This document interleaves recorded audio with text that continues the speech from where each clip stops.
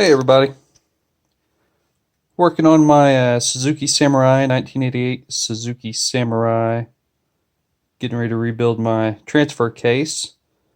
I couldn't really find a good tutorial video out there of how to rebuild the transfer case, and so I thought I'd put together a few things as I go through this to help y'all out, hopefully help y'all out since I couldn't find any myself. Been kind of stuck on this. It seems like every time I get a chance to work on it, I get stuck on a part. Two of my flanges that were on my input and output shafts came off just fine. The third one took probably an hour of heating and hitting it with the impact wrench just to get the nut off. Little backstory on my Samurai. It sat down in Houston. Didn't move for years. No top, no doors. Everything on it was rusted and sat through a couple hurricanes. So everything on this thing's rusted, and it's kind of a bear on things. So I finally got the flanges off. Started back at it this evening.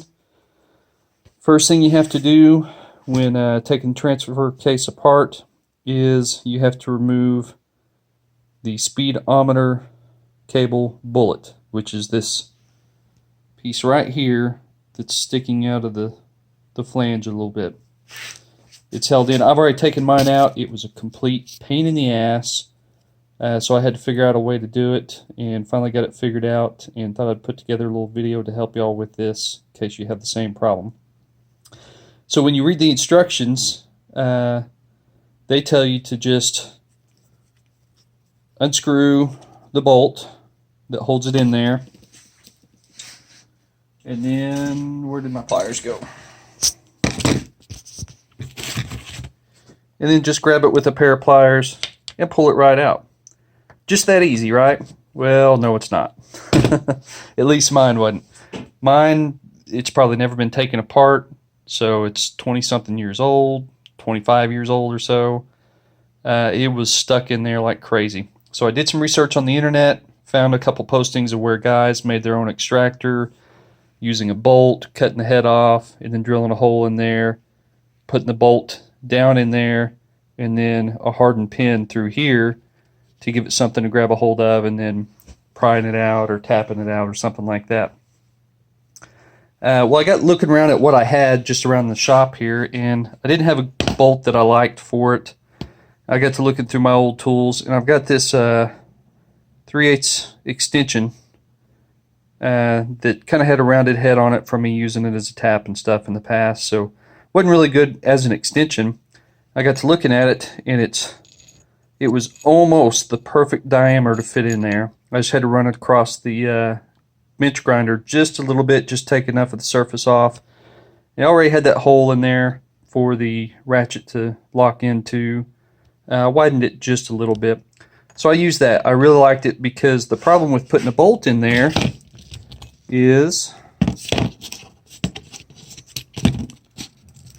on the end of the gear you have this key that runs the speedometer cable. So whenever everything is put in there, or you hadn't got it out yet and it's still in there, I don't know if you can see, the key sets in there and it sets in the way, so you can't really get bolt down in there good and then get your pin through there.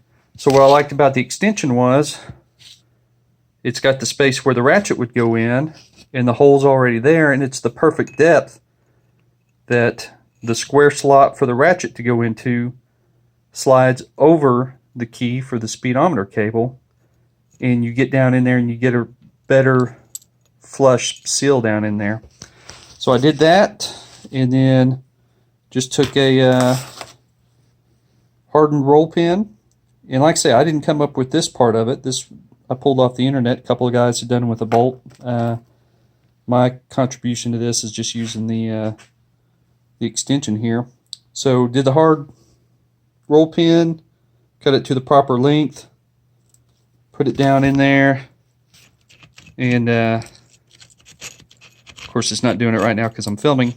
But anyways, with it in there originally, ran it through that hole, and then through the hole on the extension. Then once I had the extension on there, I just took a big set of vice grips here, locked down on there, turned it upside down.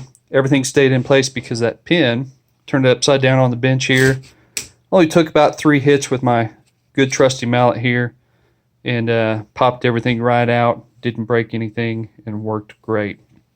So I don't remember the guy's name that I saw on the internet that came up with the bolt and the pin deal. If you see this, it's a great idea, making your own tool there. And like I say, this is just kind of my spin on that. So I hope that helps y'all out if you come across any froze or seized bullets like that on your transfer case.